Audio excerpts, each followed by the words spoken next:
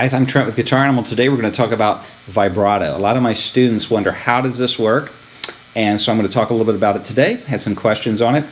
Basically what we're doing is we're going to be holding a note and we're going to be changing that note from the pitch that it is slightly higher and then back to the pitch. This is in an effort so when it starts to decay, the note not only, of course, goes down in volume, but it also tends to go down in pitch. It tends to drop a little bit. So to cover that, we're going to constantly stretch that note like this. Vibrato can be very much a signature element of your playing, so you want to work on it.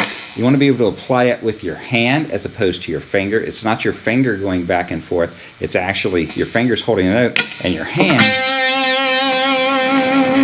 creating the vibrato. I like to hinge here on my knuckle against the fingerboard and this kind of thing. You have a wide vibrato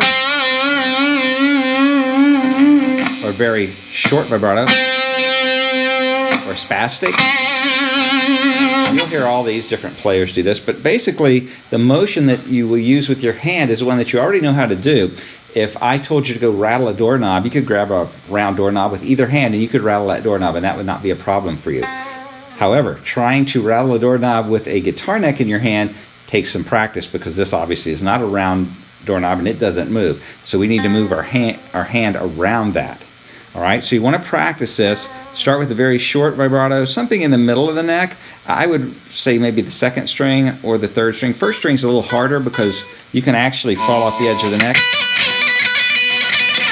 Kind of sounds cool, but it's probably not what we're wanting to do here. So middle of the neck, third string, fourth string, and just hit the note. Move your hand. My finger is only moving because it's connected to my hand. My finger is holding its posture, holding the note, and the hand is causing it to move. We're actually going back and forth. Now we're talking about vibratos here being applied to fretted instruments like guitars. The vibrato you would see on a cello or something without frets, a violin for example, is a totally different movement. But because we have frets, we can't use that style. We have to go back and forth. So it's just a... Have some gain on your amp or maybe just loud so you can hear it for a long time.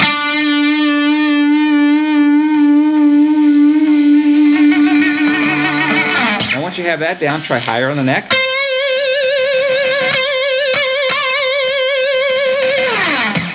Bass string.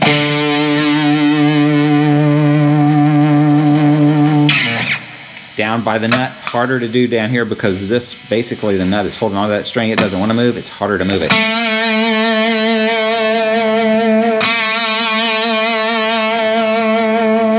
getting my whole forearm involved in that. Now, once you can do that, vibrato on a bend. We're going to bend up, hold the note, and apply vibrato. It's harder because now you're under tension.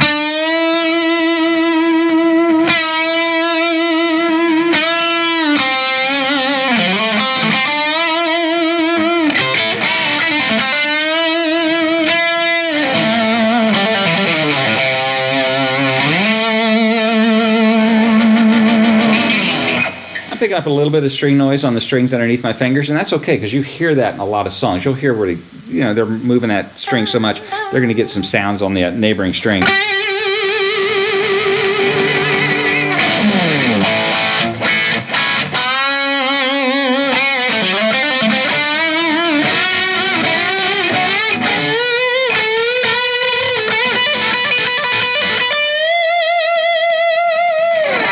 Right, so vibrato, something you want to develop. It'll be your signature vibrato, so you kind of listen to everybody's and try to mimic a few of them, and then come up with what you like.